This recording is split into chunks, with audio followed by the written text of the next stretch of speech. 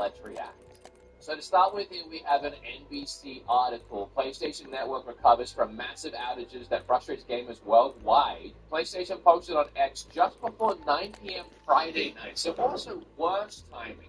Worst timing ever for this to go down. A Friday night when people are getting on for a long week of work. They just want to sit down on the couch and play some games with their friends, and they can't access anything on PlayStation. They can't log in and relax before the big game on Sunday. Honestly, just the worst time to do it. Not that they did it on purpose. I don't know if we even know why it happened yet. Sony's PlayStation Network is up and running Sunday, so out Friday night and all of Saturday, essentially. After a massive outage frustrates many users unable to play games or access its online store. According to Sony's PlayStation Network status page, PlayStation Direct, the PlayStation Store, gaming and social, PlayStation Video, account management, and other services were all experiencing issues. Users vented their frustration and practically social media. This was a tweet. PlayStation Network down, trying to get to know my wife. Hey, that's horrible. PlayStation, I hope you're going to give us free games. After all, but the service platforms they offered PlayStation Network some free and everybody else has offered nothing. I suppose to take comfort in so people that have PlayStation and play Marvel Rivals right now, a lot of people, even people in general using the PlayStation, get it. It's a rip. It would be cool if you could give those 5 Area 1 online. That, like, if this could give that person for 5 days,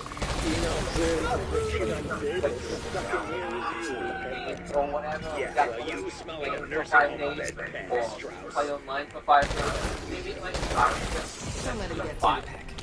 Right now, we all gotta pull together. They've always been so stingy. You're standing between me and my way out. My room is falling apart, like PlayStation Network. Also, please ignore. At this point, I don't care if it shoots fucking acorns. So long as the job Coming gets done. 12-hour shift to find the PlayStation Network. Yeah. Okay, alright. Well, okay, come on. It's not that bad. My wife wondering why I want to watch TV with her on Friday. Oh, man, you just need to hang out with your wives more. We watched the Super Bowl together last night. We watched the games. Eagles won. Go Birds. I live in Philly. I was I'm obviously not choosing football, but it's what football and it. Oh, this is weird too. Krispy Kreme. That doesn't make sense that Krispy Kreme is more Dr. Modi has been torn than to pieces by PlayStation. this mob. Calling on gamers, this PlayStation Ravity Modi? This PlayStation still works. Grab a free way doing up to 5 step. Yeah. Did this Modi hurt my Streamer brother? offers free donuts for 2 hours to I think technically everyone, but on the back of the PlayStation thing, they were like, hey, Any day now, you wouldn't say come this. get a donut. How is it that even Krispy Kreme is offering more than PlayStation is offering for that absolutely fun?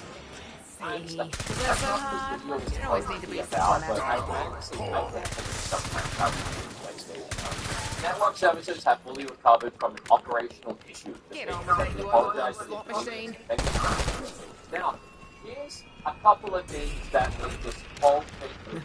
Fox, you know exactly what this girl. You've seen this supernatural shit before. I wouldn't believe it, but you could have fucking told me. Yeah, sorry. Remember the PlayStation Portal? Yeah, it was literally it streams from the console, but it needs to sign into an account to activate and actually register and do stuff. Because when the network was down, it couldn't the PlayStation Portal straight up wouldn't work. So if you want like offline the PlayStation 5, offline single Friday to Saturday, it wouldn't work. Some Unit activated. Please stand by. But what? Just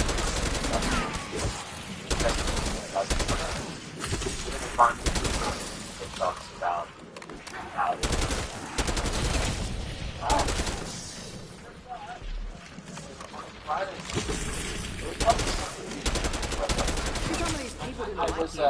I invited my friends to try this cover it. Ended up being but second time to have a meeting on Saturday and have fun playing games and then wrong Thanks to Sunday you you're all for wanting accessing to more all files. eating wings. Look forward to take this weekend so just relax. Stole my inversion warheads. It's the worst time to do now. I was kind of messing with the cost of some mistakes and possible microtransactions. Saying that store was down, so people couldn't buy anything. That services at all for 24 hours. And the worst part of all of this is they never said why. They just said an operational issue. They never actually said why. It's also a little terrifying because if anyone remembers in like 2011, I'm pretty sure was the year, the PlayStation Network went down for days, like multiple days. And I'm pretty sure that was because of a massive external intrusion. They got hacked, and a lot of information started exposed to the vulnerability of personal ID, usernames, email addresses, date of birth, passwords, financial details, credit card and debit card information. So yeah, it went down These for people 20 are nothing like how you days. described it. I had a I mean, PlayStation Network at the great time. for I remember starters. where I was. Hey, if you knew her back then, the last thing you'd expect her to be now is a fucking Amazon. And we were all talking about this hack and how everyone was getting their data. And we didn't. At the time, we would have been, what, 2011? One. It's like, what am I doing? I don't even know if I can. Why you drop all like it? I don't even know if I can. Why now? Evolution and backstabbing motherfucker.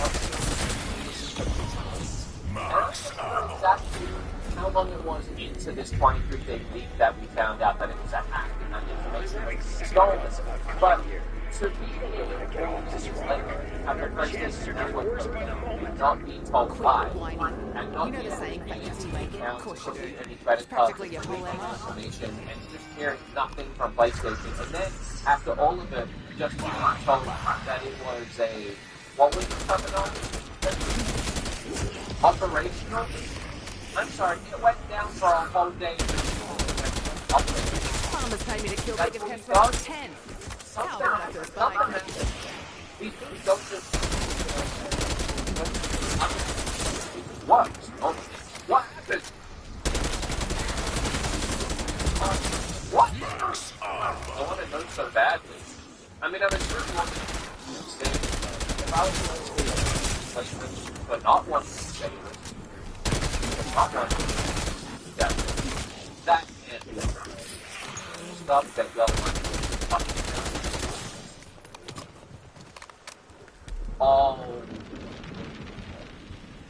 Oh, this is from a while Not ago. like this would make a perfect smuggling Okay, outpost. it's real, but it's actually from it's actually from when the Xbox 360 store shut You down. have a talent for GameStop tweeted that y'all want physical This copies place now. is a cesspit. That's how bad it's tweet GameStop. I for one hope it It would be so insulting to do it right now. I think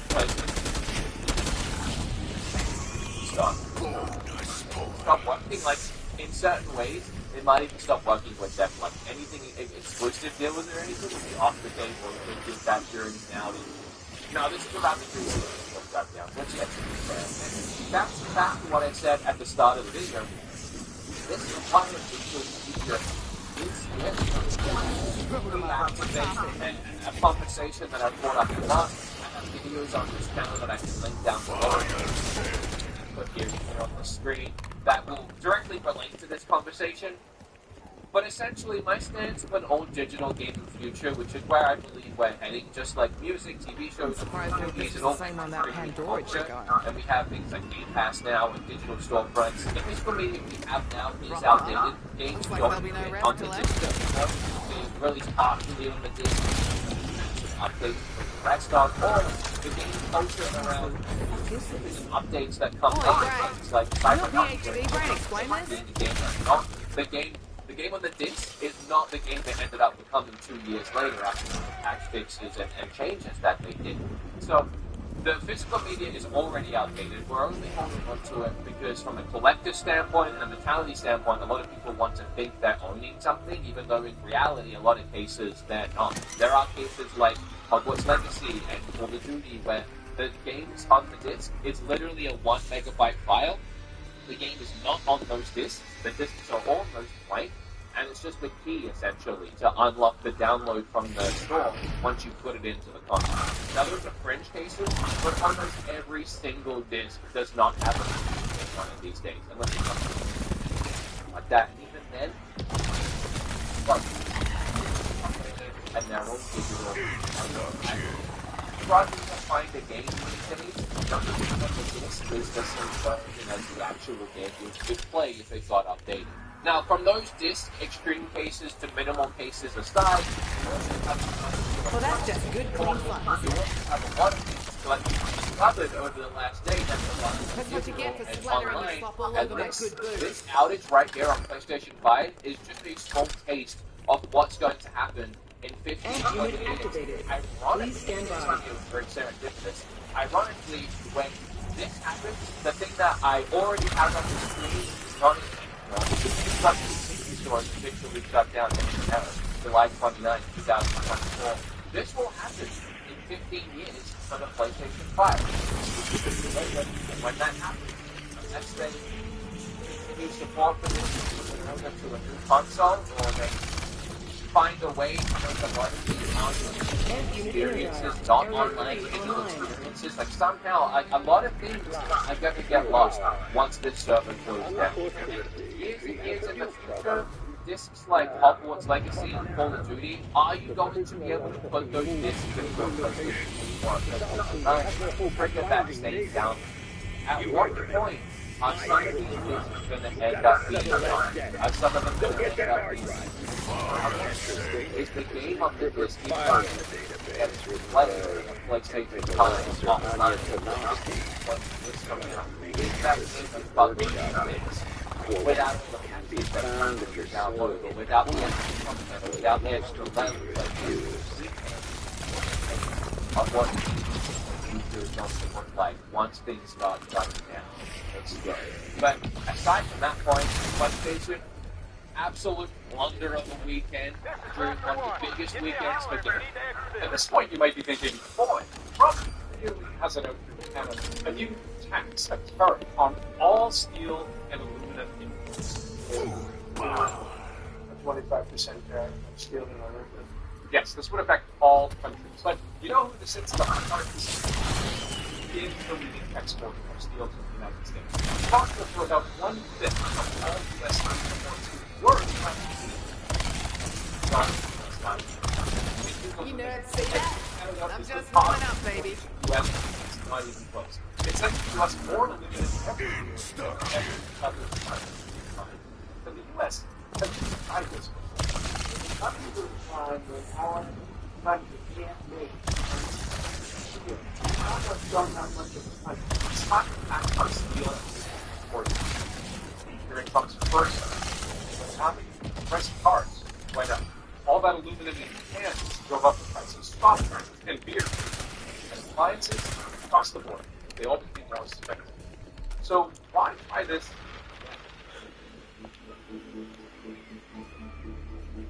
It's telling that the earliest praise we saw from Trump's new plan to tax foreign steel and aluminum came from American imports.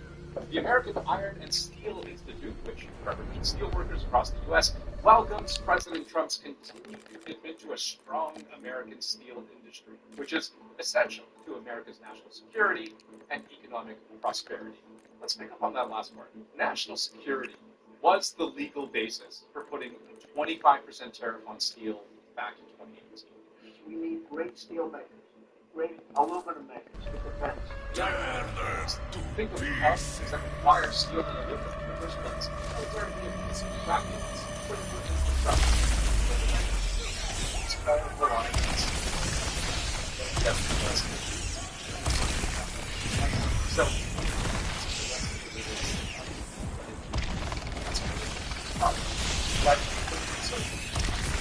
I don't think it ever had anything to do with American safety. It had to do with its time with making steel and it used national emergency measures simply as a justification to impose the tariffs. The World Steel Association has a pretty good representation of the top steel producers in the world. And that huge circle in Asia, that's China. No country. Seriously? What are you trying to prove with that aluminium armland of yours? How many fucking bodies do they stack on this fucking island? Back in 2018, we felt that there was foreign steel and aluminum being dumped and dumped and selling them to us and selling them to my partner. Listen, fuckers. Efficiency is key when running a business. Americans This don't is like me being efficient. I support American steel producers in America, and the way to do that is put up on every country and trust fire. The problem is, if Trump wants to revitalize steel, that's a long way to go. This is what he's going to see become a great shape. If I put a beer in there, But kick out a overall, can. over the last 50+ years, that's raw steel production. The industry is no longer production or steel products. They're not steel. Look back at what the American economy was doing in the 80s, 90s, 70s. They were building a ton of stuff, and they needed a ton of steel to do that. And now, the economy is much more technologically advanced. We're not building these giant, enormous, colossal warehouses.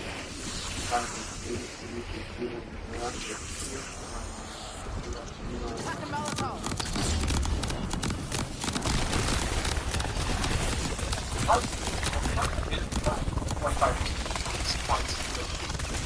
The whole exercise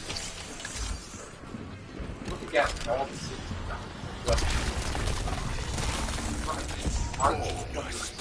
Trump's tariffs first went into effect. It's a small spike. Points. Went way down. Here's this 35. And Americans consumed about it. This is what we call pregame. And the calendar, U.S. production started sinking again. Get some bang for the buck. The industry Not was that I ever paid faced full with price. the problem that made it uncompetitive in the first place. Paul Hunter's in Washington, so is Bloomberg White House reporter Josh Raincoat. So, Josh, let's start with you. You're the lead in every room it seems that Donald Trump is in. You are going to enforce one of the people. Any of you hotshots What's want to your beat gut that high feeling score? about why he's fixated on Canada? Was it really to asking him these questions? Or is it, as the Prime Minister says, critical minerals? He hasn't said yet, but water. What's happening? I appreciate people that think I've got a lot more power than I do.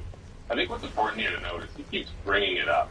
He brings up Canada when asked about other things, whether it's Mexico or tariffs. And that was the case yesterday when he spoke about Air Force One, where he was being asked about steel in the context of U.S. Steel, a company that the Japanese volunteered and popped off the tariffs announced tonight are coming in. Now, I should note, they're announced with a significant lag time. He's saying essentially that he's going to hit Canada with 25% steel tariffs that he had exempted them from in the first term, or at least by the end of it, and raise the aluminum tariff to 25%.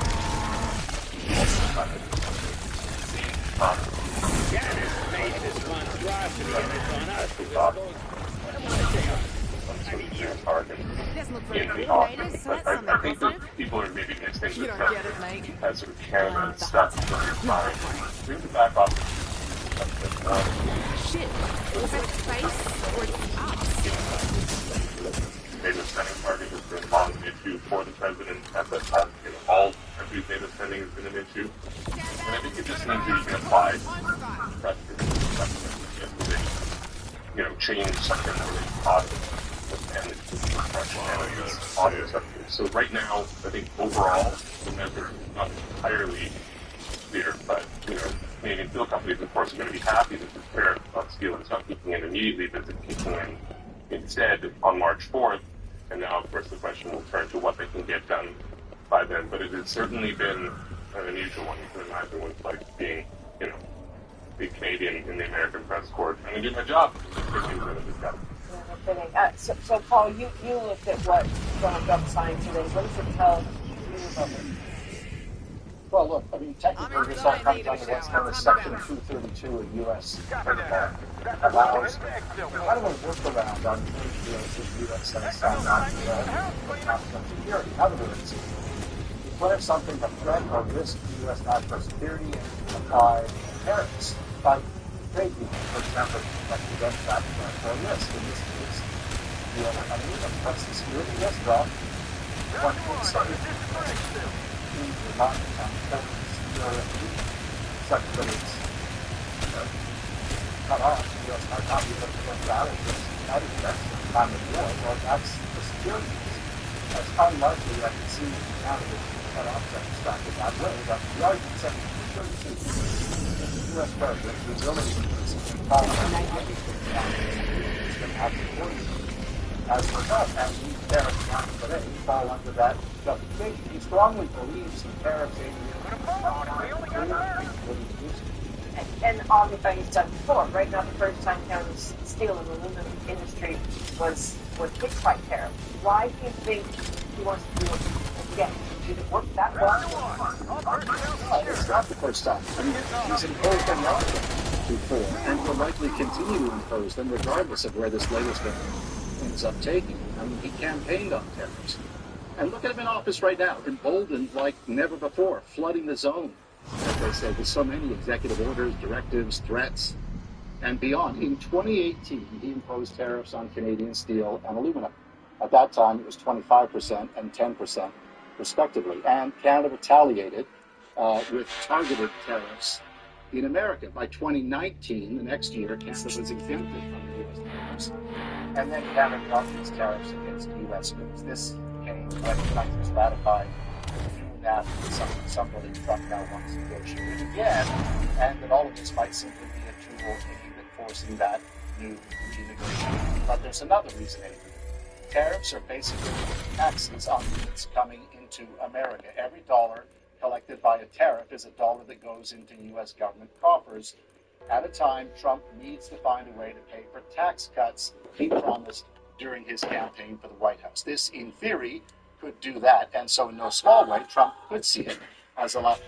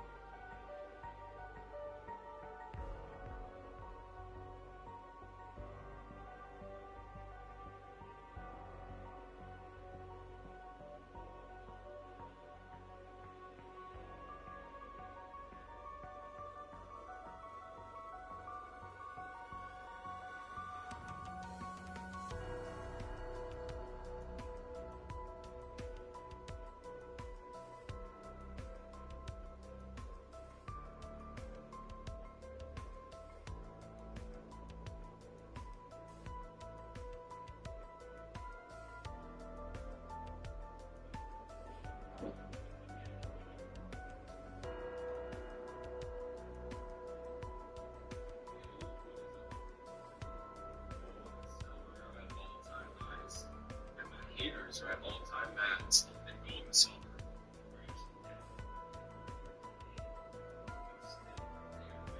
Gold is above $4,100 an ounce.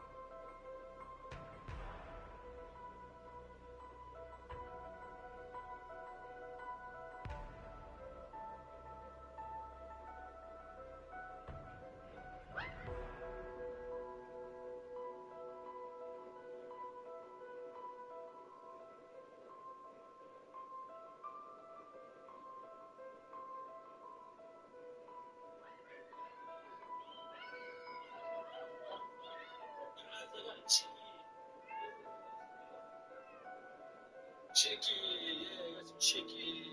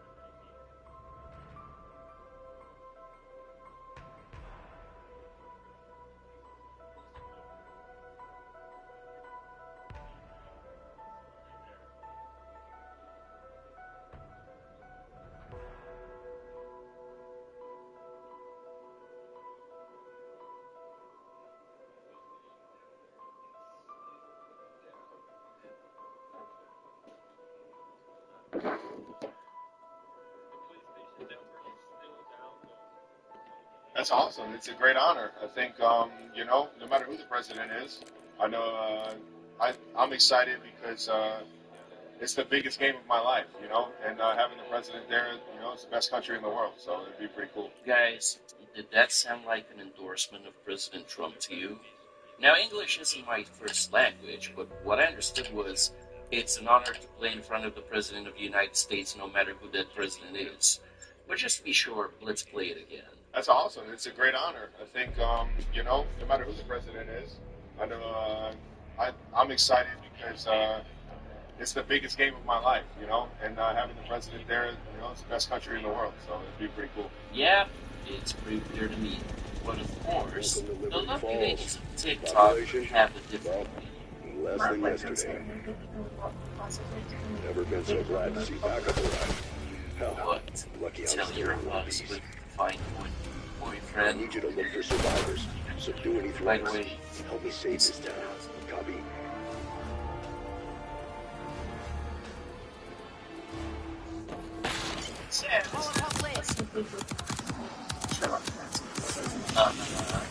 What was like the woman the thing is, Travis Kelce is not your husband. And Taylor Swift is. I mean, she's been replaced by men her entire career. Why should President Trump come see your show? Well, I hope he doesn't, because I won't perform if he does. Really? Really. Tell me why. Because I hate the mother. Or maybe Travis doesn't give a crap and just wants to play football.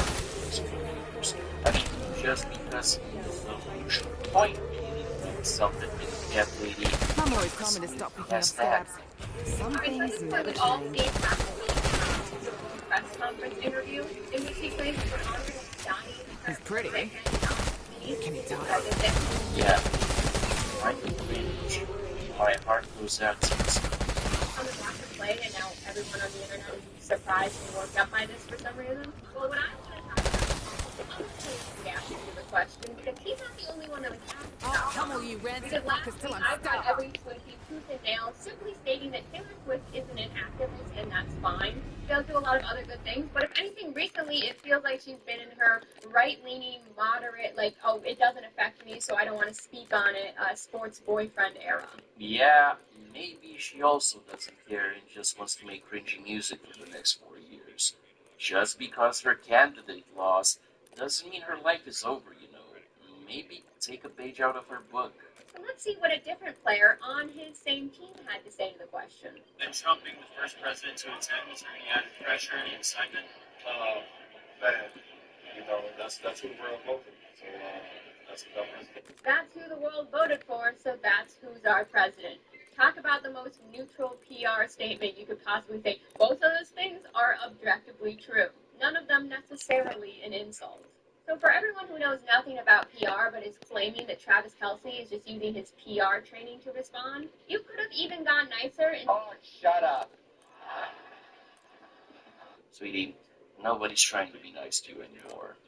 Deal with it. Men don't care about embarrassing you. They care about the opinion of other men. We're going to try this again because my video about this got taken down at 250K views. And this is what it got taken down for, and yet our president is still on TikTok. It's actually been tried and found guilty of it. So that's really funny. Funny how that works. Really funny the double standards here on TikTok. She says with proletarian rage as if she was on TikTok for the last 4 years when the double standards with her.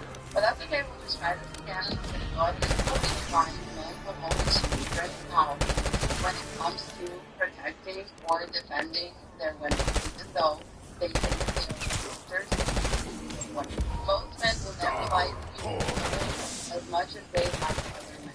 But that's why they're always willing to bend over backwards for another man. Men are not sisters, men are not defenders of women. Most men are that will fold under the pressure of the patriarchy. This is why I'm warning all against masculine men, because masculine men care more about the opinion of other men, care about the opinion of I mean, other than the crazy awesome shit I already assume it does. Then why did you marry her?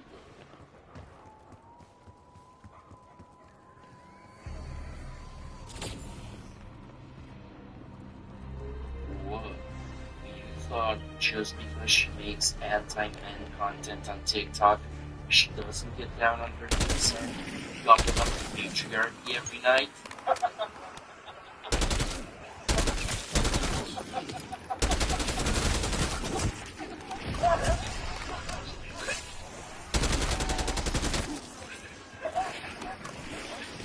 She does. The patriarchy is inevitable. What a loser. I said this in every video, I'll say it again. Red flag is when he said that Harry Butler was a good guy. And that he's a good friend and a good dude. Of course you're not going to stand up for her when the man who has literally publicly expressed his hate for your girlfriend is showing up to your game. Using words like honored, excited. That is submissive language, like the boot language. Tuck your tail between your legs type of submissive language. You're not just talking about any man. You're not talking about any president, right? You're talking about a man who has said vile things about the woman you claim to love. Now, as far as the aforementioned woman, I think she's going to break up with him over this. Yeah, no shit, she fucking break up. Let's get down to it. Taylor Swift is 35. By the time Trump comes office, she's 39. So, if she's gonna dump Travis, who's the billionaire necessary place that's quote unquote on her level, like TikTok ladies say. One of these guys.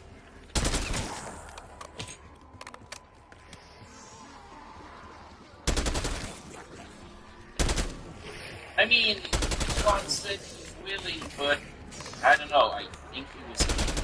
And Travis is in much better physical shape, so yeah. When you think about it, even if she is the pop princess, Taylor Swift is a 35-year-old, self-admitted athlete who has a history of not being able to keep a man. It's sad, isn't it? She has very few options, while Travis Kelce, on the other hand, has all the options because he can easily lay down. Taylor knows this, and trust me, just because she scored some PR points with one side of the aisle by pandering to bitter catfish a few months ago, doesn't mean she has anyone to rep. As for Travis Kelce, think about this.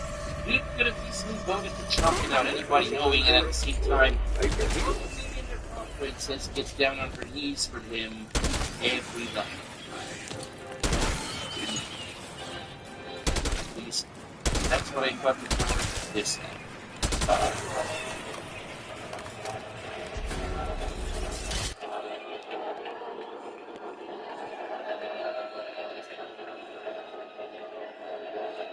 And also, the Kansas City Chiefs lost the Super Bowl, so considering she got booed out of the building, and most women generally get the ick when their man loses at something, I don't know if she's actually gonna dump Travis. Trust me, she's definitely thinking about it. And hey, if she does dump him, at least the man can play football unencumbered by what's left. And that's the bottom line. Wait, quick update.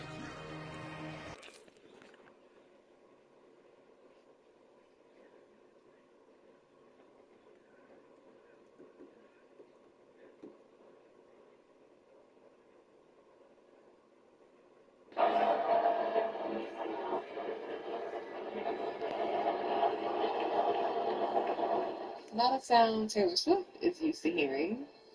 It's just a lot of a lie. I love the drama. It lets me. The singer getting booed after popping up on the big screen during Super Bowl 59 in New Orleans.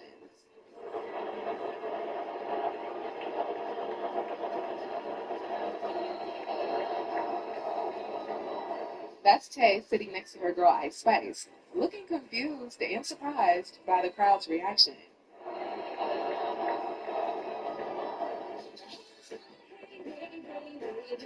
Halftime special guest Serena Williams defending the 35-year-old from those haters, writing on X, "I love you, Taylor Swift. Don't listen to those boos."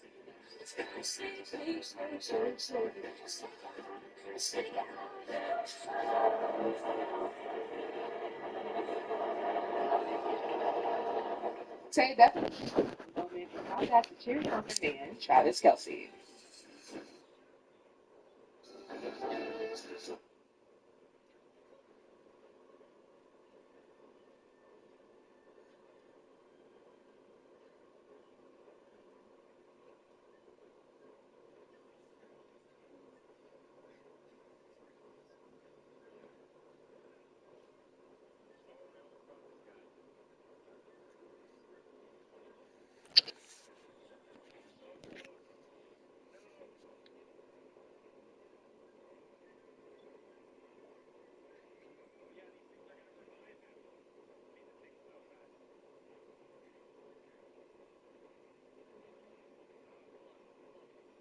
The gold market is beginning to exhibit signs of stress. For starters, we've seen an unbelievably strong gold market in gold being up over 40% in just the last 1 year alone. The trend of central banks around the world stockpiling on gold has only continued to accelerate, but now we might see signs of another area of the gold market starting to break, and that is specifically with the Bank of England, as gold dealers sell Bank of England at a discount because of apparently turmoil with tariffs. So a couple of things are happening, and I think tariffs may be a trigger here, but it doesn't fully explain what's going on, as I will show you in a moment. So number one, we see gold in the vault at the Bank of England at a discount to spot prices for gold. This is very strange.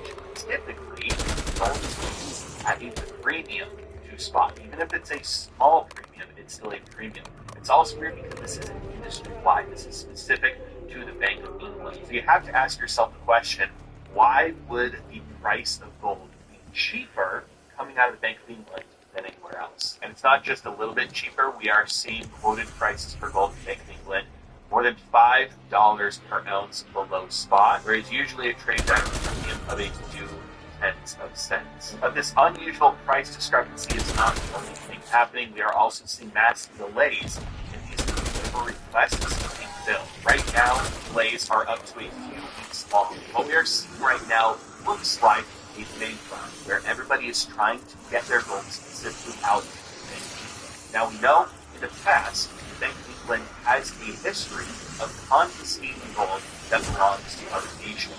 We saw this with Venezuela, when Venezuela tried to repatriate gold, the Bank of England said no.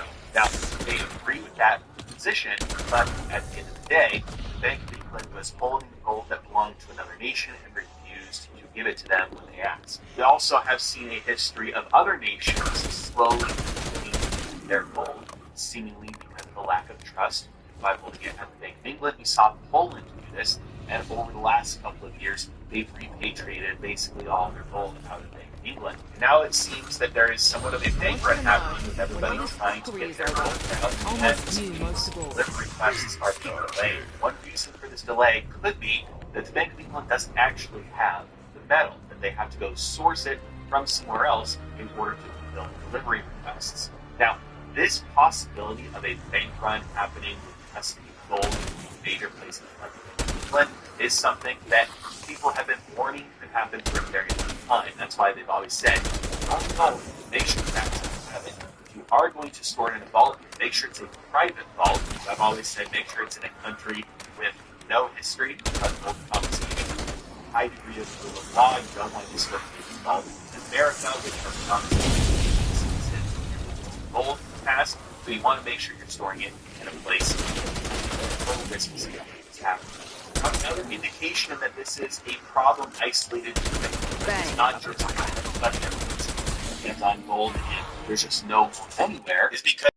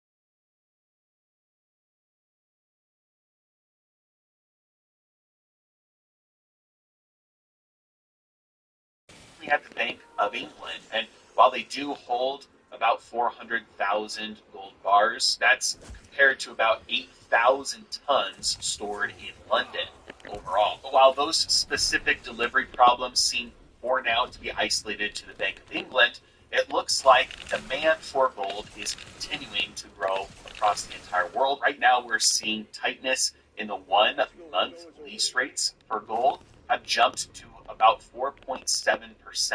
And as mentioned earlier, we are seeing the price of gold just continue to break into all-time highs, and it's up about 40% over the last year. Now, one thing that I would like to point out here is the last time we had a very quick 40% gain in the price of gold was from March of 2020 to August of 2020. Now, admittedly, that was a much faster increase in the price, but that came as a result of all the money printing that central banks, including the Fed, around the world were doing in response to government lockdowns. Now, while the price of assets exploded very quickly during 2020, it wasn't until about a year later, in March or April of 2021, when the price of goods and services finally started to show signs of inflation. The reason why gold is bought up is because of stability. You have an asset that is not somebody else's liability. The supply is limited and scarce, which means it is a hedge against future inflation.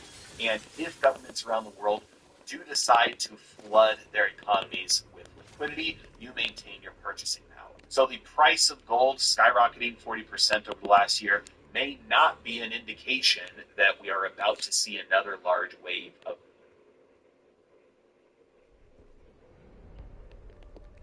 Rich Lowry, editor-in-chief of the National Review.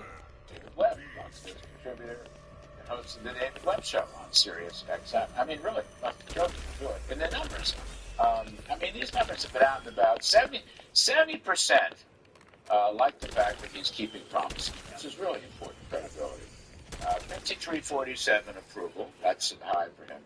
And then these other numbers, 69% he's tough, 63% he's energetic, up at 60% he's focused, and 58% he's effective. Those are numbers that any president could only dream about, but Joe Biden couldn't possibly dream about. Yeah, so 53% is highest approval rating ever in this whole series. And it just goes to the basic approach was very small d democratic. I'm going to tell people what I want to do. Then if I get in, I'm going to do it. And they see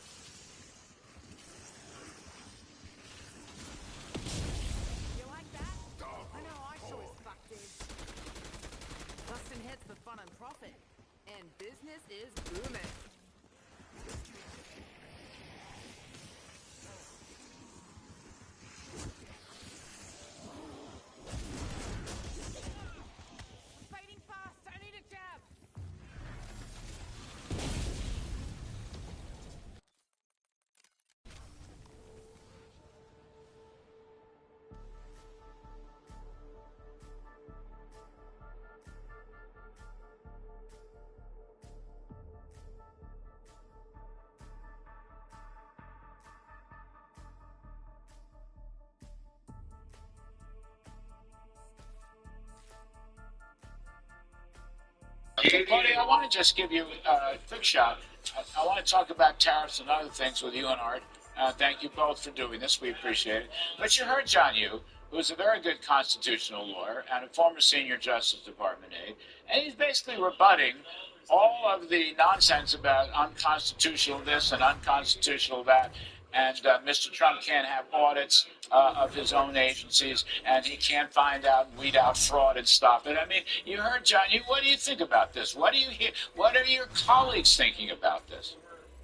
Actually, Larry, I thought it was a wonderful discussion. He's brilliant. I love hearing him. He's exactly right. I was a constitutional lawyer. I actually tried cases and brought cases in federal court. But I want to just say, just on the fun side, Larry, I'm so glad when you were standing next to Alexander Hamilton, you didn't get shot, and we still have Larry Kudlow today. So I ducked. That's very touche, Claudia. Touche. Arthur, Mr. Trump has full confidence in Elon Musk. He's going to let Elon roam far and wide. It's perfectly legal. It's perfectly constitutional. And they're going to do a lot of government trimming. And it's just what the doctor ordered, Art. And in economic terms, I think if you try to put it in a supply-side framework, don't you think it's pro-growth? After all, the government's gotten out of hand, the regulations have gotten out of hand, and the spending is going to places that it should never have gone to in the first place. I totally agree, and impoundment of funds makes perfect sense, too. Now, I was in the Nixon White House, if you'll remember, back a billion years ago when the impoundment rules came in. They were put in after World War II, after Germany and Japan surrendered. Truman impounded the funds because we didn't need to build and construct all those weapon systems that had been built, impounded those funds, and that was a perfectly appropriate use of impoundment. And if you look at it today, what Doge is doing, what Elon Musk is doing, is what every government department and agency should be doing on its own. Finding efficiencies, finding waste, getting rid of waste, abuse, and fraud. It's just wonderful. And when you do that, you not only accelerate growth, you increase the quality of the growth itself. So it's a win-win-win across the board. And I don't know why anyone would want more waste, more fraud, more abuse, and prohibition on people finding those misuses of funds. It just makes no sense. Now we'll switch gears, Claudia. An important announcement, really, double announcement, but President Trump is basically saying he's not going to use a universal tariff, the so-called ring around the collar, that instead he's going to use reciprocal tariffs. That is, if you tax me, I'm going to have to tax you. But if you lower your tax on me, I will lower my tax on you. I say that's a path to free trade. But he also wants to renew his 25% tariffs on the imports of steel and aluminum. Claudia, what it make? You're on Ways and Means Committee, which has a lot to do with trade. What do you make of all this? I think that's a really interesting point, reciprocal trade versus reciprocal tariffs versus universal tariffs. Mm-hmm. I like the idea of actually, it does sound almost like a free trade agreement. It's almost like without a document. But I do think that these tariffs have shown that we actually increase U.S. production and we actually bring our economy back with aluminum and steel. And the only thing is, I think I talked about this last time I was on, Larry, is I'm a little worried about some of our copper fabricators and our ability to get them up to speed in time. They all are for it. They like the tariffs. They like the idea of bringing our supply chains back. But sometimes when you're dealing with commodities and you're dealing with small businesses and like sort of legacy businesses, where I am in upstate New York, where we have thousands of jobs with people producing, fabricating copper, from high-tech stuff to like the size of a human hair for the medical technology, to high-grade industrial use for the military and for other building uses. So I'd like to see a universal tariff for certain things, but I like the idea. This is reciprocal tariffs sound like a good idea. It sounds like something that we could, almost like a negotiating, and it gives us a little more room for flexibility, and I think that's what Trump's always looking for, is a way to negotiate and get flexibility, and also to stop us from getting taken to lunch by the World Trade Organization and some of these countries that China is manipulating the system and working around them to get products in here by violating those laws. So I think it gives that country confidence in the United States and the ability to actually engage with us as opposed to dealing with China, which is what these countries really want. Yeah. Arthur, I can make a case that reciprocal trade leads to free trade. I mean, I think that in the back of his mind and his heart, I think President Trump has always believed that. I wrote a couple of op-ed pieces before G7 meetings. He signed off on them. I made that point. Reciprocal trade can lead to freer trade for sure. What do you think, Arthur? I think totally. I mean, well, he is well aware that these other countries have much higher tariffs on our products than we have on their products. And if you look at the Committee to Unleash Prosperity notes this morning, it's every single country has higher tariffs on our exports to them than we have on their exports to us. And if it's reciprocal, if they cut their tariffs down to our level, that would be really amazing. But, you know, these mercantilist ideas that exist in these other countries, he needs to threaten. He needs to do this to bring it down. I had conversations with him, Larry, going way back to 2017-18, when he said this is the way of getting free trade, and I think he's totally right. He scares the bejeebers out of me, to be honest with you. I cringe, I worry, and I don't. But he delivers on it every single time so far, and I fully back what he's doing on having them lower their tariffs to match ours. That's reciprocal trade agreement leading to freer trade. Claudia Tenney, another subject. Blessedly, the new OMB director, confirmed by the Senate, my friend Russ Vought, he is closing the CFPB, Consumer Finance Protection Bureau, which didn't protect anybody except Senator Warren and her friends, and basically terrorized banks and financial institutions trying to make various loans. This was a terrorist organization, and they're closing it down. President Trump directed Russ Vought to close it down. Russ is the right guy to close it down, and I'm hoping Congress will back up Russ Vought on this.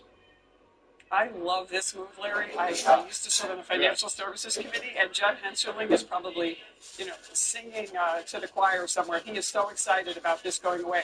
It is a terrorist organization in a way, financial terrorist organization. What they do is they prevent banks from engaging in what they're supposed to do, assessing their own risk, protecting their customers. They are getting in the way of the ability of banks to be able to do that. That's why we've seen such a small number of local and community banks left. All we have are the big giants. They really hurt the banking industry. They've taken the diversity and the stratification away, where you have all kinds of banks to do great resources for clients at every level, whether they're small, small lenders up to the small or borrowers up to the largest borrowers. I love this idea, and as someone who has been a lawyer to banks and worked with banks and loved community banks, but the larger banks serve a purpose too. I love that they're doing this totally useless organization. It is also duplicative. A lot of other agencies already do that. We don't need them. Let's close it and walk everybody out the door. I'm really happy about that. And Arthur, if you keep going this path, this is deregulation at its finest. As Claudia said, this was a make-believe organization. This served no purpose at all. It's stopping business loans, personal loans, payday loans, credit card loans, putting their noses into everything, as though the Federal Reserve and the controller of the currency and the FDIC, as though we don't have enough regulators to begin with. This is another one, Arthur. You know what? This goes with the Elon Musk stuff. Put it as a supply sider. This stuff is pro-growth. It removes the shackles on business, it seems to me, and it's pro-growth. Give you the last word. I think it is pro-growth, and I think the markets are seeing it as pro-growth, Larry. As I mentioned to you earlier, the real rate of return on capital has popped up in the last couple of years dramatically from being a negative number to a positive number. The outlook for the economy looks really great according to the bond market. Inflation's not picking up, and real growth is coming in. That led to higher interest rates, but honest to goodness, everyone is expecting this economy to do well, and I think it's because of deregulation, it's because of tax cuts, and pro-growth monetary policy once we get control of the Fed. Yeah, the thing is, the deregulation is already beginning. And that's what these audits are all about as well. And that's what this closing down unnecessary regulators. Anyway, you're both fabulous, Art Laffer and Claudia Tenney, House member from upstate New York, to represent.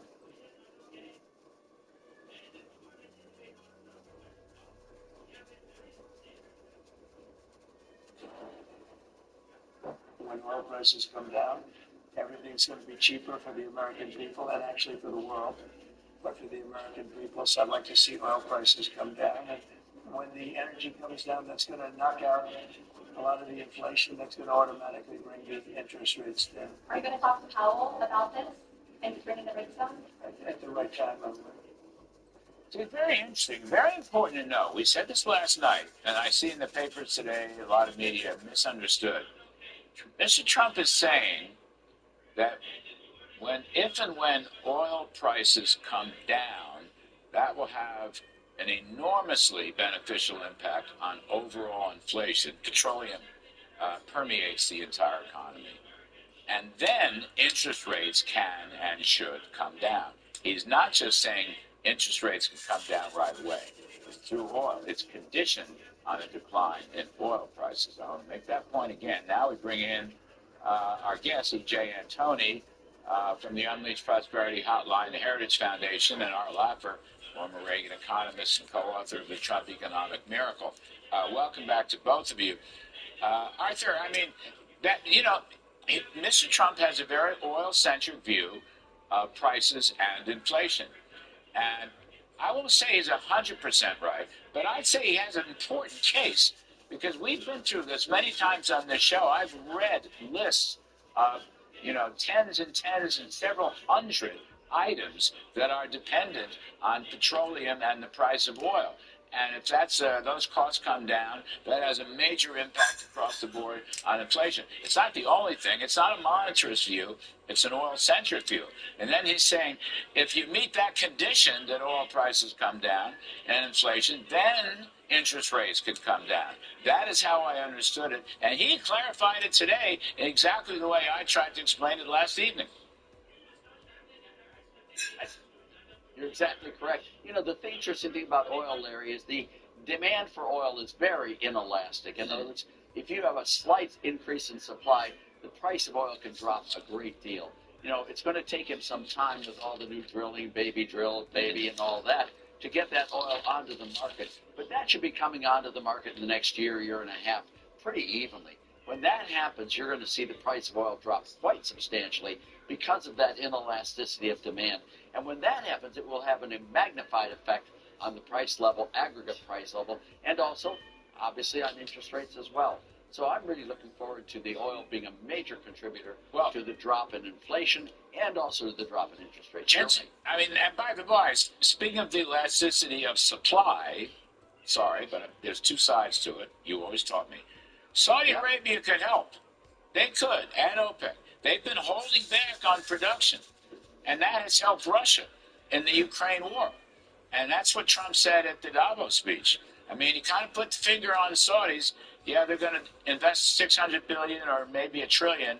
But, you know, EJ, Trump's kind of putting a little heat on the Saudis, saying, he actually said, you are helping continue that war. And he is right. Even with Brent crude at, let's say, $80, okay, 78, $80, EJ, that's higher than 60, or it's higher than 55. And the Saudis could help bring it down, help end the war, and end inflation, and bring interest rates down. What do you think of that?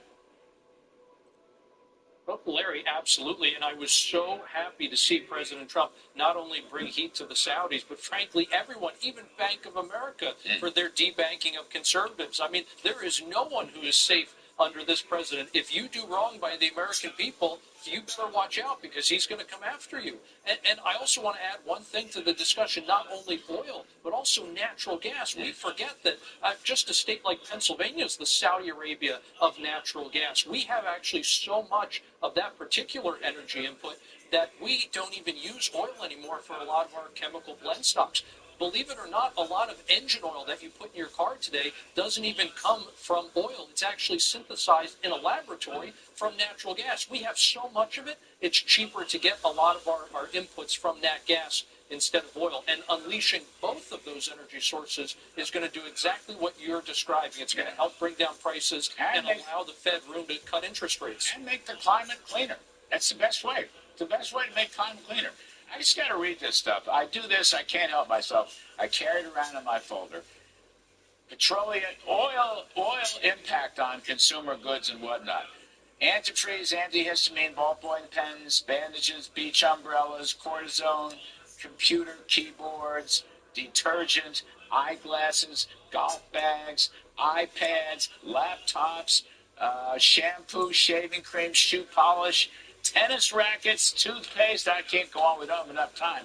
But I mean, there's a list of several hundred items at least that permeates it. All right, Arthur, you, I believe, favor Mr. Trump's tariff diplomacy. both with respect to the economy and foreign policy. And I have a little picture for you we put together because Mr. Trump loves President William McKinley.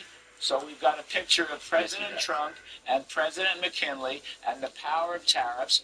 I was ordered by President Trump to read McKinley's biography. By the way, Robert Mary wrote it. It's about 600 pages long, but it's very instrumental. McKinley was a great president. Anyway, Arthur, having established that we all know William McKinley, I know you worked for McKinley. I came in later and worked with Harding and Coolidge. But you approve of this tariff diplomacy, basically.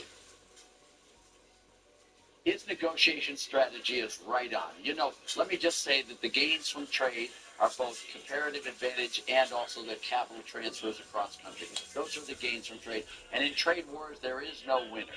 But the losers are not equal by any means. If you get a little tiny country and a great big country where our market is 90% of their business, literally you have a lot of leverage over these countries like Panama, like Mexico, like Canada.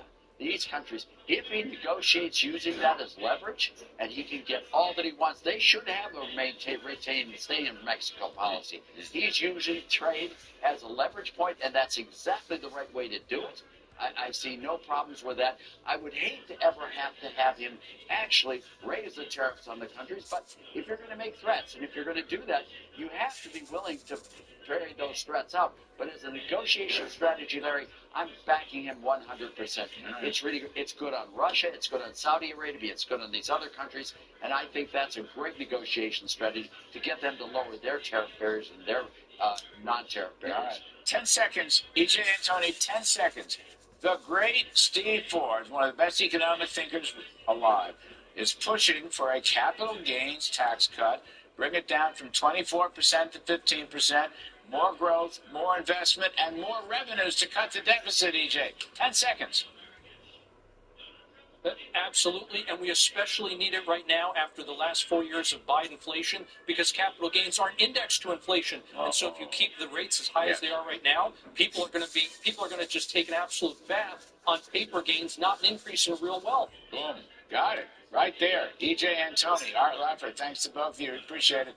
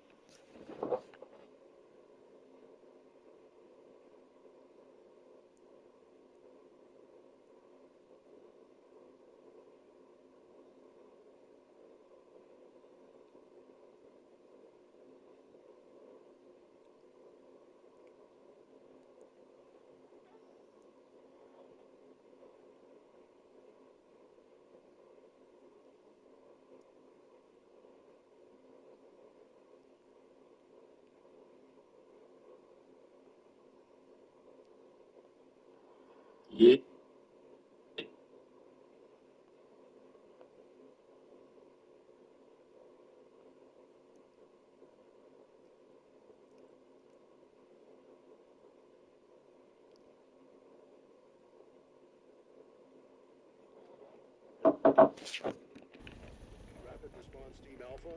Is right that will uphold the law, defend the Constitution, and they're already struggling with that. This is the headline today here. Judge extends freeze on Trump's plan to get millions of federal workers to resign. Now remember, Trump's and Musk's plan is to get everyone to quit and replace them all with robots, effectively, right? Musk AI, or hire their own people. That's what they want, because they want to remove any laws and regulations. They're trying to get everyone to quit. On top of that, they're running into problems to where they're trying to basically steal money. They're freezing the money. That's $3 trillion. The judge is ruling against it. Like, why are you holding up this money that's already been approved by Congress? We're having a constitutional crisis at the moment. It says here, a federal judge ruled the Trump administration has failed to fully comply with a court order to unfreeze $3 trillion appropriated by Congress. This is a quote from the judge. The broad, categorically, and sweeping freeze is likely unconstitutional and is irreparably harming a vast portion of this country. So that's a judge from Rhode Island saying you're hurting country. And honestly, guys, it's hard to go through this every day. I'll be perfectly frank. Today, I was more pissed off at Trump voters than normal, or about just, usually I try to be as polite as I can, but I mean, if you vote for a felon, what do you expect, right? And this is just what they're trying to do. They're just trying to dismantle our government. They're attacking USA on a daily basis. It's important to stay informed on this stuff, because I understand this, guys. In your daily lives, you may have contact with some MAGA Trump people, and they probably think, Trump is doing fantastic, but when the harm comes to them, either they lose their job, their family members lose their jobs. That's the plan, is if I were to turn into AI, or they get cheated by a company or by one of Musk or Trump's products or buddies or whatever, and they have no one to go to, right? They're going to realize that they've made an awful decision. So I want to let you guys know, you're not crazy. You're in the right place. You're in a safe place where we can actually talk about this stuff with reasonable human beings. And for me, this isn't really an election right issue, because generally speaking, for example, this is what Trump's doing. Trump fires top ethics official overseeing conflicts of interest. This should be of interest to basically 99.9% of us. You don't want people in government have this massive conflicts of interest, like say the Musk and the Trumps. For example, let's say Donald Trump, says, "Hey, I'm going to fly to the Super Bowl, and I'm going to have all these Secret Service agents stay in hotels that I own," right? That kind of stuff, conflict of interest like that. Or Musk would be like, "Hey, how about every government, entity in the USA buys a Tesla, right? Prop up my company," that kind of stuff. So, Trump wants to get rid of any kind of person that would oversight on them. So again, they're getting the top ethics person for conflict of interest. On top of that, it gets even more crazy. We surely talk about this kind of law, but I think this is a pretty old, 47 years old. But it says here, Trump loosens enforcement on U.S. banning bribery of foreign officials. So I guess let's make bribery great again. For real, these are actual headlines. What? I don't know what to say. This is another one. This was an opinion piece, but this is kind of what people are concerned about, rightfully so. Don't let Elon Musk hang Social Security out to dry. Musk was bragging about that he's awesome with Social Security numbers, which I don't trust anything. Musk shouldn't be anywhere near this stuff. And you even have this former Trust Secretary wrote an op-ed in the New York Times today saying our democracy is under siege. The basic gist of it is that normally say people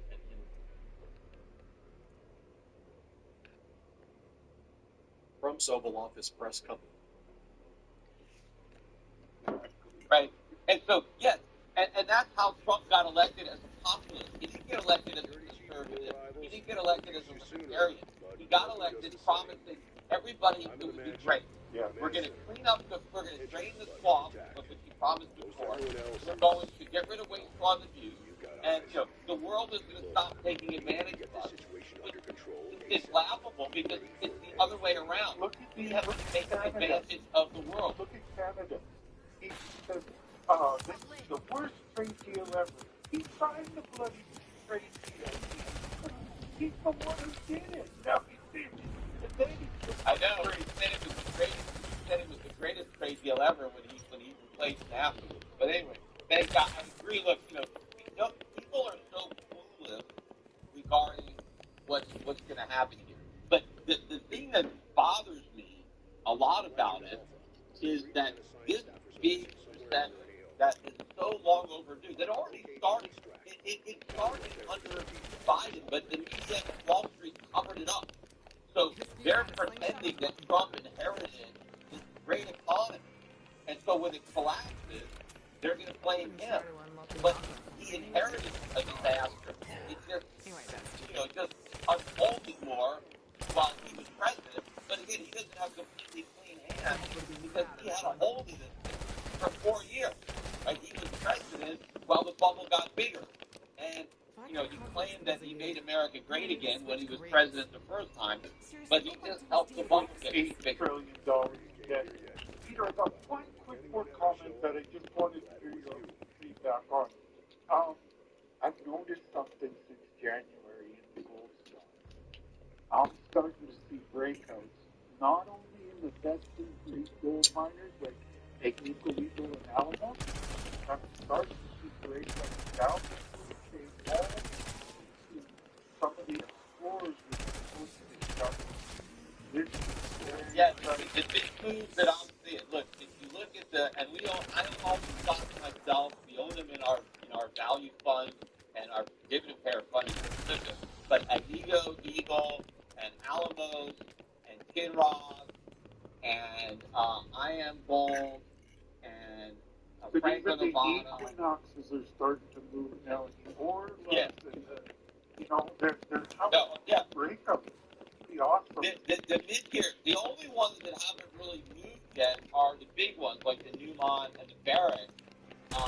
And that's what's kind of keeping a lot of the rallies under the surface. But a lot of the real winner exploration stocks, they haven't moved yet.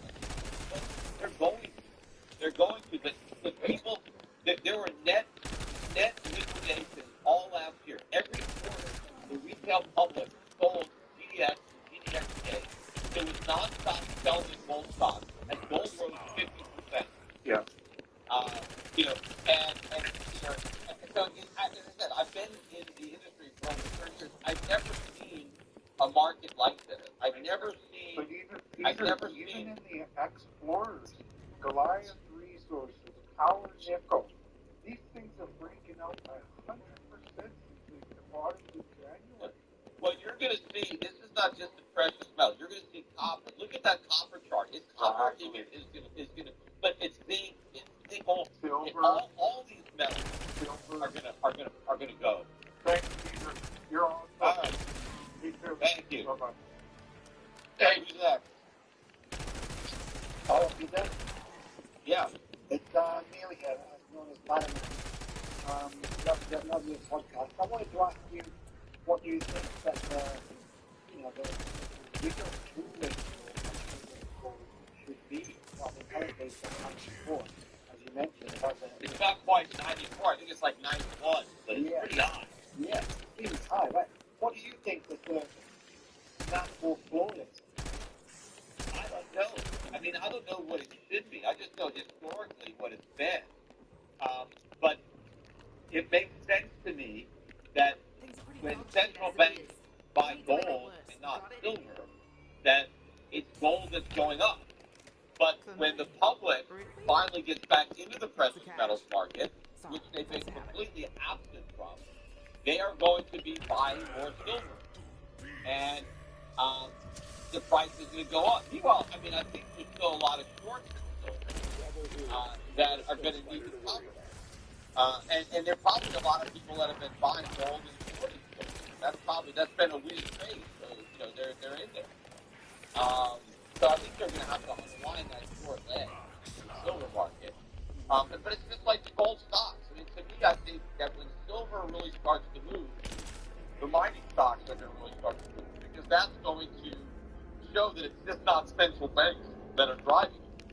Now, central banks are going to continue to accumulate gold. I think they're going to increase the pace, especially when the U.S. dollar starts to fall. That is the most significant thing about this rally, is that gold is going up when the dollar is strong against the euro, pound, Aussie, Canadian, all these currencies at the end. But when the dollar really starts to get hit, that's when gold is going to start moving up, $100, $200, a day. We're going to start to see much bigger moves when it's happening with a dollar.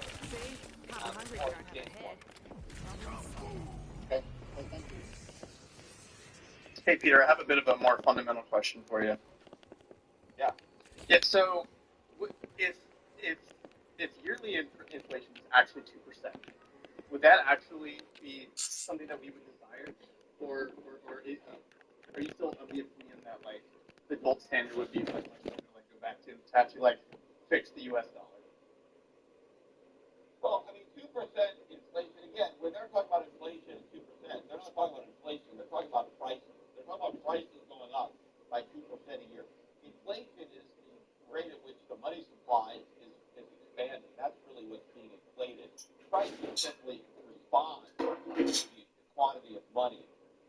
And also, the quantity of money is influenced by credit, too, in today's economy. So it's not just the physical money, but it's credit. And so we have a big expansion of money and credit, and that fuels price increases. But to say that there's ideal rate at which prices should rise every year is complete folly. It's nonsense. And it was just made up by central bankers. And the only time they started talking about a 2% target was when they were below it. No central banks were talking about getting it down to 2% when it was 3 or 4 or 5. They only invented this concept when they were able to report inflation rates below 2%. And the only reason they could report rates that low was because the governments were lying about it. They had these rigged indexes that purported to measure prices, and it was all, rigged. And so they get this phony CPI that says 1.5% inflation, when it's probably 3 or 4. And they say, oh, look, it's below 2%. We need to print a bunch of money. We need to cut interest rates because we're not at our target. Right? That was all a bunch of nonsense. Zero prices remaining flat is better than prices going up 2%. Prices going down 2% is better than prices going up 2%. There's nothing special about prices going up by 2% every year. So and nobody really called these bankers out on it. And media, academia, Wall Street, everybody just accepted this lie that these, money magicians have somehow concocted out of thin air that prices have to go up by 2% every year. Yeah, so like, it's from nonsense. Like, so 1.5% is bad, 2.5% is terrible, and 2% is just right. It's perfect. It's nonsense. So we've sort of been in this like paradigm for like 100 years since the Fed showed up. So like, I'm not really familiar with like pre-Fed sort of economy. So like, is the natural state, if there's no actual like CPI target and the Fed is printing money, like are the boom and bust cycles just sort of like what we need to accept, or no, the boom and bust cycles are caused by money supply and the government causes boom and bust. It's not like you get boom and bust. That would be natural, but the entire economy is not boom and bust, but for artificial manipulation of interest rates by central banks. It wouldn't happen. And in the business cycle that the central banks create, the busts are actually good parts. That's when the market is in the state that it's created during the boom. So the recession, the bust, should be bricks. That's like, checking into rehab, right? And getting the drugs out of the system, right? But the politicians, the central bankers always try to mitigate what the market is trying to accomplish. No, we wouldn't have booms and busts if we had sound money If we're on a gold standard, we'd have a much more stable economy, and prices would fall. Good prices would come down. Just like we see with electronics, right? We see it in cell phones, we see it in TVs and stuff like that. But if we had a real free market and found money, we see healthcare would be coming down every year. Education would be coming down every year. Well, all the things that we buy would be getting cheaper every year, and we would all benefit from that, right? That's how your standard of living improves. You can buy more stuff. Stuff is more abundant, and so it's less expensive. That's what the free market does. It lowers price and increases quality. But the government interferes with that benevolent process. And they take advantage of the fact that the free market would lower prices by creating inflation and then robbing us of the benefits that we never even knew that we were going to get. It's a very surreptitious way for the government to take our money, is to just take our purchasing power that we didn't even know we had. Gotcha, yeah. That makes sense. I have one last question. This one's a little bit more far out there, but so say it's 2050 and we're landing rockets on Mars, and we find a bunch of platinum, just just tens of thousands of pounds, and it's still how does a gold check sort of respond? Does the United States dollar based on gold scale well start finding resources that are worth way more than all the gold that we have on Earth? Well, there's not a lot of gold. Gold is very scarce. It's all traded the way it was. I mean, there may be some gold on other planets, but it's very expensive to extract it. Probably got to find more on Earth. But as the economy expands and the population expands, the supply, the amount of gold expands. But the thing is, as we get more sophisticated, we develop more uses for gold. There are a lot more uses for gold today than there were 100 years ago. And so the demand for gold goes up. I mean, not just the monetary demand, but the real demand for the precious metal that's gold. I'm sure that if we are, traveling in space, we're probably going to see a lot of gold in those ships. Yeah, who's next? Thanks for your time, Peter. Appreciate it. Yeah. Tomorrow? Yeah. Hey, 1 second, Justin. Sean's had his hand up for a minute. Let's go down for his bit there. Hey guys, Sean here. I've been selling gold for a little over 2 years now, and it was so funny to see the price of $22 now. I would just pile it up in the back and somebody would buy it. And I just noticed last week silver demand on the retail side I sold more silver than I've probably sold in the last 3 months.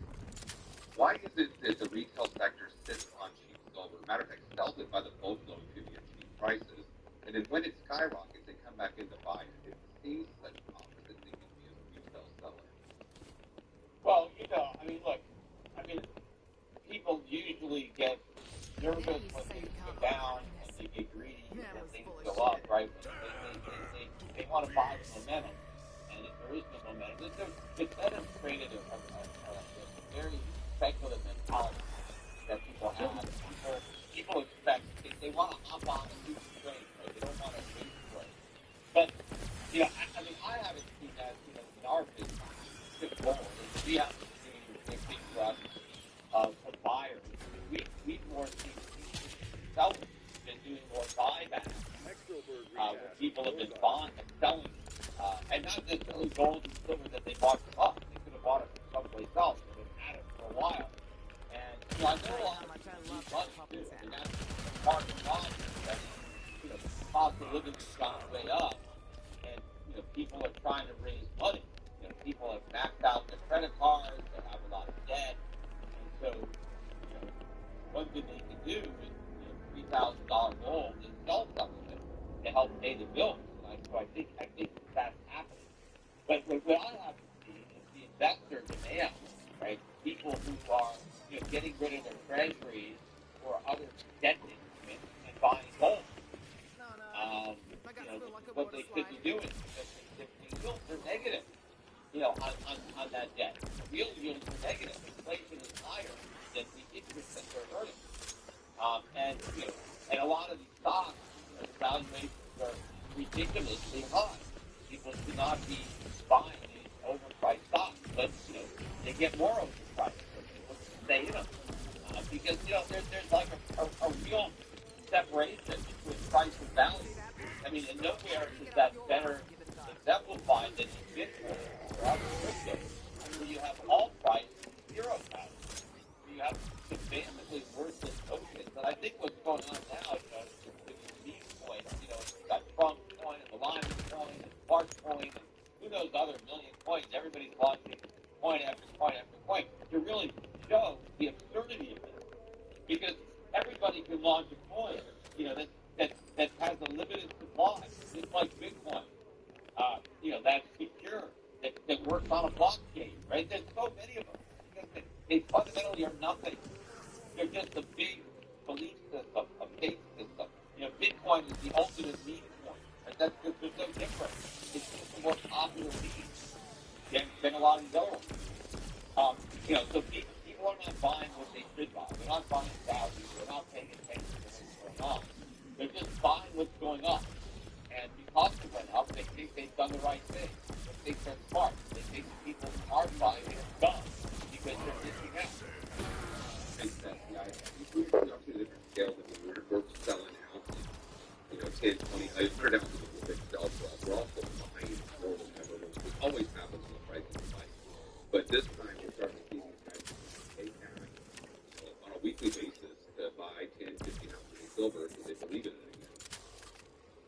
Yeah, I mean, look, at some point, it's got to move here. I've been telling people that I thought $30 silver was pretty much the floor. Not that it couldn't go below. I said, look, you can go into the 29, but about 30, I think $30 silver to me looks a lot like $2,000 gold was looking, and I was telling people that for months to buy $2,000 gold because that's the buy. And people were selling it because they were convinced that 2,000 was the top. And I was like, no, this is the new floor. 2,000 is the new 1,000. I mean, we're building a base and we're going higher. But at some point, the price is just going to move up much more rapidly than it is. I mean, people buying gold now at under 3,000 is still a no-brainer. Buying silver at under 32 is very easy. Where it's going to be difficult is when people have to buy silver at 100. Now, it's probably going to go a lot higher than 100, but it's going to be a scary thing to buy it at 100. And you might buy it at 100, and the next thing you know, and you're down 20% or 70. I'd much rather buy it at 32, but I know my downside is a couple of bucks, than wait to buy it at $100. Or wait for 5,000 or more gold, and it's going to be a lot more volatile and a lot more scary for people to get involved. Because the volatility is going to pick up when this thing really starts to move.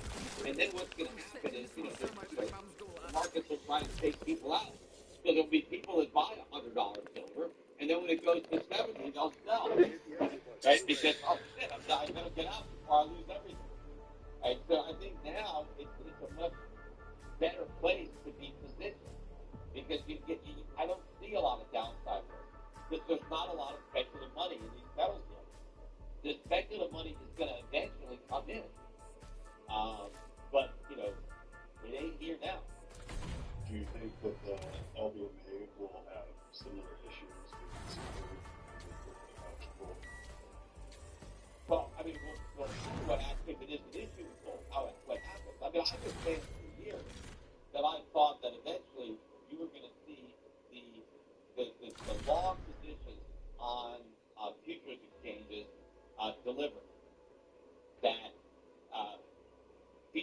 there's going to be big buyers that are going to go into the COMEX or the London Metal Exchange. They're going to buy these futures, and then they're going to take delivery of the 100-ounce bars of gold. And that's going to ultimately blow up the market because they're going to run out of metal. And then they're going to have to rush to buy more. What are you doing? The price is just going to go I think that will happen with silver too. That they will, they'll try to take delivery of these contracts. When everybody who owns the silver speaker contract has the right to deliver, and taking delivery of metal is a lot easier than taking delivery of like live cattle. I mean, you gotta have a place for the cattle. You pretty much have to, be a rancher or something. Because remember, when oil prices went negative during COVID, it was because you had to have a place to put the oil, right? If you don't have a place to put the oil, how do you take delivery of your oil if you have no place to put it? But everybody has a place to put gold. I mean, gold is not that hard. Send it to my house. I got no problem. I can't have them deliver, live cattle to my house, but I can take gold. Do you subscribe that the U.S. is repatriating its gold reserves? Do you think that's what we're seeing happen, and they're kind of forcing the implosion intentionally? No, I don't think. I don't think the U.S. government's reserves. I don't think the U.S. government's reserves. I think our reserves are here, right there in Fort Knox, right? That's where they're supposed to be. It's a lot of other foreign countries that have some of their gold reserves here with us, right? In the U.S., they might, they're the ones that might want to bring their gold home, but they don't trust leaving it with the United States. But this may be private, people taking delivery. It could be foreign central banks. Maybe they have positions and they're trying to get the physical by taking delivery on future contracts. QTR, your hand's been up. Oh, vote the Raven. Jim. Hello. There you go. How you doing, buddy?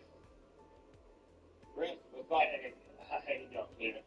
Listen, man, just two things. First is, look, I think, you're Do you view Vice President J.D. Vance as your successor, the Republican nominee in 2028? No, but he's very capable. I mean, I don't think that I think you have a lot of very capable people. So far, I think he's doing a fantastic job. It's too early. We're just starting. But by the time you get to the midterms, he's going to be looking for an endorsement. Yeah, a lot of people have said that this has been the greatest opening, almost 3 weeks, in the history of the presidency. That's been the fastest and the most stuff. Well, we've done so much so fast, and we really had to, because they have really, what they've done to our country is so sad. It's so sad. We're going to be bigger, better, and stronger than ever before. God damn, that was a quick no.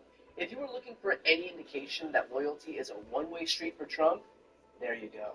In fact, it takes Trump seconds, before he immediately shifts the attention away from J.D. Vance and back onto himself. A lot of people are saying that this has been the greatest opening in the history of the presidency. That was his response to a question about J.D. Vance becoming the next president. The extent to which Trump is blinded by his own narcissism cannot be overstated. Although, frankly, the fact that Trump hasn't tried to have J.D. Vance killed is worth noting. Given his track record for Trump's other VP, Vance should probably consider himself lucky that all he's getting is the swift humiliation of Trump hanging him out to dry on national television, considering the alternative is sicking a mob of lunatics to the Capitol with a gallows with his name. So, in a way, J.D. Vance at the end of this thing alive is a win unto itself. And obviously, the reason that Trump won't endorse J.D., aside from the fact that they very well have no faith in him, is because he's just that allergic to the very notion of anybody getting the spotlight other than him. If Trump had said yes, that would mean news cycle after news cycle would focus on the heir apparent, and it would lose focus on the lame duck. Trump couldn't possibly stomach such a thing. He couldn't possibly contend with the pain of not being right. Fuck in everybody's faces all day long. That is the downfall of having a malignant narcissist in office. Far from making room for others in the party, this also explains his insatiable appetite for breaking things for the sole purpose of making moves. That is why we're stuck dealing with the prospect of Canada being annexed as the 51st state. That's why we're stuck contending with the prospect of invading Panama, Greenland, Denmark. That is why we're stuck redrawing maps to say Gulf of America instead of Gulf of Mexico, because he needs the attention. He needs to make news. Donald Trump is like if a strobe light was a person. And so the very notion of him making room for the next person in his own party that is so foreign to him, he would rather cast it off in a heartbeat than even entertain the prospect of allowing someone else to step into the spotlight. There's another more dangerous read of all of this, too. That Donald Trump doesn't want to talk about the heir apparent because he has no intention of relinquishing the presidency. Here he is teasing that notion. I've raised a lot of money for the next race that I assume I can't use for myself, but I'm not 100% sure because I don't know. I think I'm not allowed to run again. I'm not sure. Am I allowed to run again, Mike? I've been getting involved in that.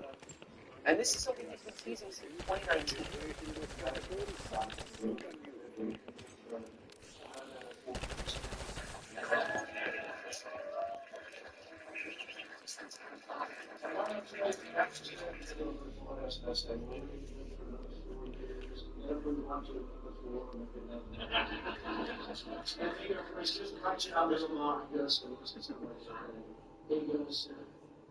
You know he's going to win, don't you, to some people that he's interviewing. He says, you know he's going to win. No, you know he's going to win.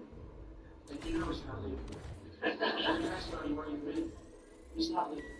He's not leaving. And I know he's kidding. He's pretty serious. So, did anybody ever see the Time magazine when we have it 2020, 2024, 2028, 2030? We do that to drive them freaking. In fact, Republican Congressman Andy Ogles, in his desperation to be noticed by Daddy Trump, just introduced an amendment to the Constitution to allow Trump to run for a third term in office. The resolution he introduced would amend the 22nd Amendment to the Constitution, which currently limits presidents to just 2 terms. Now, a few points here. Yes, this is nakedly unconstitutional. No, there is not enough support to amend the Constitution, for which you would need 2/3 of the majority vote in the House of Representatives and the Senate, and then ratification by 3/4 of the states. But most importantly, none of that means that Republicans won't still try. Remember, presidential immunity isn't in the Constitution either, and guess what? Republicans, with their help from their judges on the Supreme Court, created it out of whole cloth. Also, barring insurrectionists from running for federal office again is in the Constitution, and yet again, with the help of their judges on the court, they eliminated that provision entirely, meaning we ignore this at our own peril. We give Republicans the benefit of the doubt at our own peril. And look, Republicans will, of course, whine, this was all just a joke, why won't the Democrats get a better sense of humor?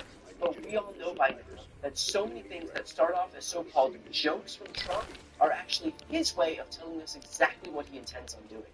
Remember by chance in December of 2020 when Trump tweeted, big protest in D.C. on January 6th, be there, will be wild? And instead of the media treating his threat to democracy with the urgency and seriousness that they deserve, we got headlines instead like this one, claiming that despite his bluster, Trump was going to concede gracefully. Yeah, remind us, how did that work out? If he's willing to do that, and then turn around and pardon the very people who violently beat police officers and smeared feces on the wall of the Capitol, then very clearly nothing is sacrosanct. And anyone who's still trying to sane-wash the words and actions of Trump and his Republican allies has their head in the sand. And finally, just one more thing. This time to Trump's allies. You will set your integrity, credibility, and your dignity on fire for Trump. It is already happening this very term when Caroline Leavitt trotted out to claim that the funding freeze that was blocked by a judge was in fact not blocked. And that resulted in the judge issuing a restraining order against the administration on week 1. And the coverage, on Fox News no less, looked like this. And they will learn that the hard way. When they start pushing people out, this freeze that went so well yesterday, that she had such a good first day of the press secretary, and now her tweet was enjoined, right, for the judge who looked at this and has frozen the freeze. It is complete chaos. It is not being managed in any sort of orderly fashion at all. It's confusing even Republican senators who are getting their marching orders from the top. Then they go out there, they say what they're supposed to say, like good little soldiers. Then we hear from all their constituents that the portals are down, they don't know what's going on with Head Start, Medicaid, etc. Then they hear the freeze has been frozen. They say that's a good thing, and I'm sure they're about to get slapped on the wrist again when they've stepped out of line. And look, while this is certainly embarrassing for Caroline Leavitt, that is the point. Trump doesn't care that Leavitt embarrassed herself. In fact, he wants her to embarrass herself. He wants his employees to show that they are willing to contract their dignity out to him. Her restraining order serves the purpose of showing dear leader that he's got a loyal minion who is perfectly content to humiliate herself on his behalf. She gets a little pat on the head, and all it cost her was her self-worth and respect, a price that she, and clearly no shortage of other Republicans, are willing to pay. And honestly, there's going to come a